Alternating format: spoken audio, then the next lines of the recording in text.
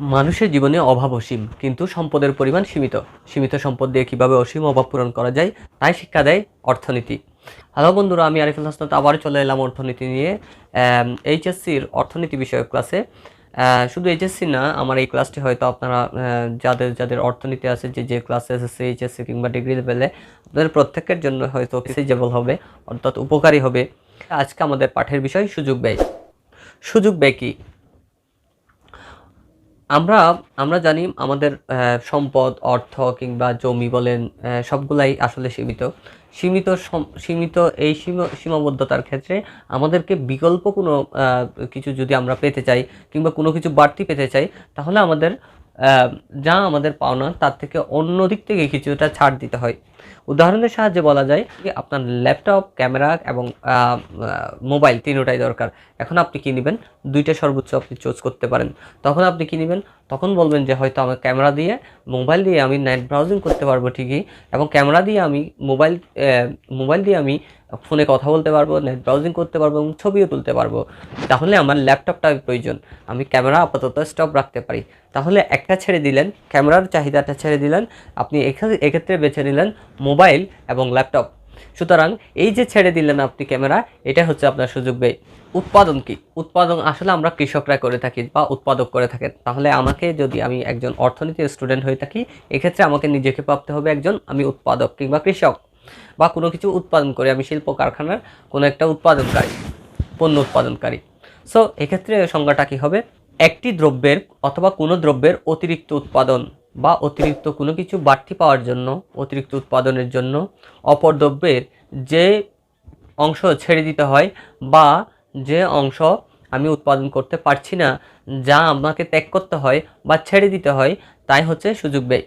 আবার বলছি, কোনো কিছু অতিরিক্ত উৎপাদনের জন্য তার বিকল্প পণ্যের, অর্থাৎ অন্য পণ্য যতটুকু ছাড় দিতে হয় তাকেই বলে সুযোগ ব্যয়। ব্যাপারটাকে আরও সহজ করে বলা যায়, ধরেন একটা জমিতে আপনার কিছু অংশ জমি আছে, এই জমি দুইটাতে সমান ভাগে আপনি কি করেন? আপনি কিছুটাতে ধান উৎপাদন করেন, কিছুটাতে আপনি গম উৎপাদন করেন। এখন ধরেন কোনো কারণে বলা হচ্ছে চাল, আপনার এবছর চাল উৎপাদনটা বেশি জরুরি, কারণ আপনি মনে করছেন যে ধরেন আমাদের করোনা ভাইরাস কিংবা এই যে বৈদেশিক যে আমাদের যুদ্ধ বিগ্রহ চলছে, তাতে হয়তো ভবিষ্যতে আমাদের দেশে বিদেশ থেকে যদি চাল আমদানি করতে অসুবিধা হয়, তখন চালের দামটা অনেক বেড়ে যাবে। সুতরাং আপনি চাহিদার উপর ভিত্তি করে আপনি কি করলেন? চাল উৎপাদনে বেশি মনোযোগী হলেন, অথবা চালের উৎপাদন আপনাকে বেশি করতে হচ্ছে। এক্ষেত্রে আপনি কি করছেন? আপনি কোনো একটা স্তরে গিয়ে আপনি গমের জমি বা গম কম উৎপাদন করে আপনি ওই জমিতেও কিছু অংশে কিংবা পুরোটা অংশে আপনি চাল উৎপাদন করতে থাকলেন। আগেও আপনি চাল উৎপাদন করতেন, এখনও চাল উৎপাদন করছেন, কিন্তু আগে কম সংখ্যক করতেন, এখন একটু বাড়াই দিলেন, কারণ আপনার ওইটাতে বাড়তি দরকার। কিন্তু এই বাড়া দিতে গিয়ে, অর্থাৎ আপনার চাল উৎপাদন বেশি করতে গিয়ে আপনি গমের যে উৎপাদনটা হারাচ্ছেন বা কমাচ্ছেন, এটাই হচ্ছে আপনার সুযোগ ব্যয়। অর্থাৎ কোনো দ্রব্য অতিরিক্ত উৎপাদনের জন্য অপর দ্রব্য ঠিক যতটুকু ছেড়ে দিতে হয়। আবার বলছি, একটি দ্রব্য অতিরিক্ত উৎপাদনের জন্য অপর দ্রব্য যতটুকু ছেড়ে দিতে হয়, সেই ততটুকুর পরিমাণই হলো সুযোগ ব্যয়। এখন আমি চিত্র সহকারে আপনাদেরকে বোঝানোর চেষ্টা করছি। যে চিত্রটি এখানে দেখা যাচ্ছে, সেটি হচ্ছে একটি সুযোগ ব্যয় চিত্র। সুযোগ ব্যয় চিত্র। সুযোগ ব্যয় চিত্র। এই চিত্রের সাহায্যে আমরা সুযোগ ব্যয় ধারণাটাকে আরেকটু স্পষ্ট দিতে পারি। দেখেন, এখানে আমরা এক্স অক্ষে আমরা এক্স পণ্য দ্রব্য, অথবা আমরা এক্সের পরিবর্তে দিতে পারি গম। আমরা যেহেতু এটা দিয়ে বুঝছি, আমরা এটা গম বা এক্স ধরতে পারি। আর এখানে ওয়াই দ্রব্য আমরা কি ধরলাম? ধান কিংবা ওয়াই, অর্থাৎ ওয়াই এর পরিবর্তে আমরা ধানটাকে বোঝার সুবিধার্থে আমরা এইভাবে ধরলাম। দেখেন, আর আমরা এখানে একটা দেখতে পাচ্ছি বি রেখা উপর থেকে নিচের দিকে চলে আসছে, এটা হচ্ছে উৎপাদন সম্ভাবনা রেখা। এখন আমরা যদি বলি আমরা উৎপাদনটা কিভাবে করব, চিত্রটা ব্যাখ্যা, তখন দেখেন ধান অপেক্ষা গমটা বেশি জরুরি। তখন আমি কি করব? আমি গমের উৎপাদনটা বাড়াই দিব। সেক্ষেত্রে আমার রেখাটা কি হবে? অর্থাৎ আমি Y2-তে আমি কি করব? ধান উৎপাদন করব, এবং আমার এক্স অক্ষে যেহেতু আমাদের সম্পদের পরিমাণ সীমিত বা সীমাবদ্ধ, সুতরাং আমাকে একটা পণ্য বাড়াতে গেলে আরেকটা পণ্যের প্রতি আমাকে ছাড় দিতে হবে। তখন আমি কি করব, তখন আমার যদি আমার এক্স দ্রব্য অর্থাৎ গমটা বেশি লাগে, এক্স অর্থাৎ আমার গমটা বেশি লাগে, তখন আমি কি করব, আমি ধানের উৎপাদন একটু কমাই দিব, অর্থাৎ নিচের দিকে নিয়ে আসব। তখন আমার কি হবে দেখেন, আমি তখন এক্স এক্স টু এক্স টুতে আমি গম উৎপাদন করব। আমার যদি গম উৎপাদনটা বেশি লাগে অর্থাৎ গমের প্রয়োজন বেশি হয়, তখন আমি কি করব, তখন আমি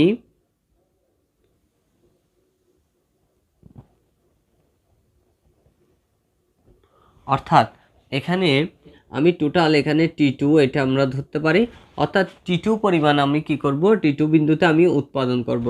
এখন আমি যদি T2 পরিমাণে উৎপাদন করি, তখন আমার Y2 পরিমাণ আমার ধান উৎপাদন হবে, অর্থাৎ কম সংখ্যক ধান উৎপাদন হবে, এবং বেশি সংখ্যক আমার X2 পরিমাণ আমার কি হবে, গম উৎপাদন হবে, অর্থাৎ গমের ক্ষেত্রে আমরা বেশি পাবো।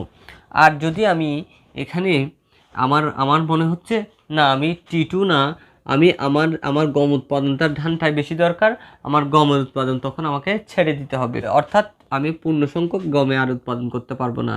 আমার X2 থেকে সরে এসে X1-এ আমাকে গম উৎপাদন করতে হবে, অর্থাৎ T2 থেকে সরে এসে T1-এ আমাকে কি করতে হবে, গম উৎপাদন করতে হবে। এই বিন্দুতে আমাকে উৎপাদন করতে হবে।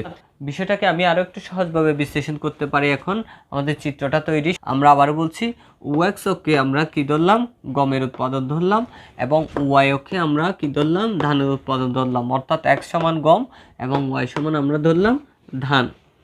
এখন দেখেন, আমাদের সম্পদ সীমিত বা সীমাবদ্ধ, আমাকে একটা উৎপাদন বাড়াতে হলে আর একটার প্রতি ছেড়ে দিতে হবে, আবার অন্যটা আমি বাড়াতে চাইলে পূর্বেরটা আমাকে ছাড়তে হবে। এখন যদি কেউ যদি মনে করে সে T2 পরিমাণ বিন্দুতে উৎপাদন করবে, অর্থাৎ তার এখানে কিসের প্রয়োজন, তার এখানে ধরেন ধানের উৎপাদনটা বেশি প্রয়োজন, তখন সে কি মনে করছে, ধানের জন্য সে জমির পরিমাণ বেশি নেবে। এখন যদি কেউ মনে করে যে আমার এক্স পরিমাণ এক্স দ্রব্যটা আমার বেশি দরকার, অর্থাৎ গমের উৎপাদন আমার বেশি দরকার, তখন সে সিদ্ধান্ত নিতে পারে, তাকে যেহেতু আমাদের সম্পদের পরিমাণ সীমিত বা সীমাবদ্ধ, তখন তাকে কি করতে হবে, অন্য দ্রব্য ছেড়ে দিতে হবে।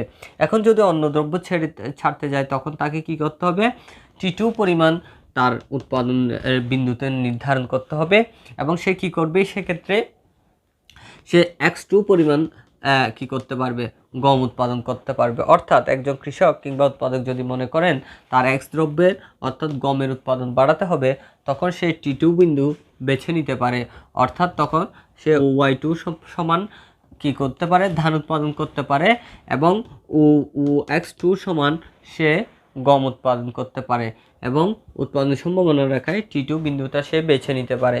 এখন যদি সে মনে করে আবার না আমার গমের উৎপাদন না, আমার ধানের উৎপাদন বাড়াতে হবে, ঠিক তখন উল্টাটা, সে তখন T2 বিন্দুটা উৎপাদন সম্ভাবনার কারণে বেছে নিবে, তখন সে Y1 পরিমাণ ধান উৎপাদন করতে পারবে, এবং গমের উৎপাদনটা কমিয়ে তাকে কি নিয়ে আসতে হবে, X1 পরিমাণে তাকে গম উৎপাদন করতে হবে।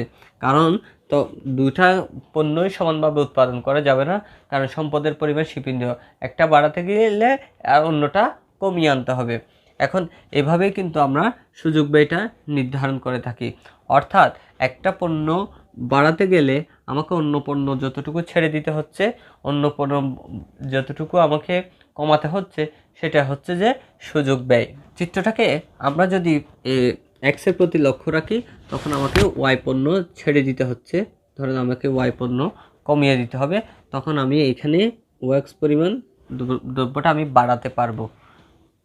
এটা হচ্ছে যে আমার সুযোগ ব্যয়। আশা করি নিশ্চয়ই আপনারা বুঝতে পেরেছেন যে আমাদের কোনো পণ্য যদি আমরা বেশি পরিমাণে উৎপাদন করতে যাই, কারণ আমাদের সম্পদের পরিমাণ সীমিত, জমির পরিমাণ সীমিত বা সম্পদের পরিমাণ সীমিত সম্পদ দিয়ে আমাকে, এই সীমাবদ্ধ সম্পদ দিয়ে আমাকে বেছে নিতে হবে কোনটা কত পরিমাণে উৎপাদন করব।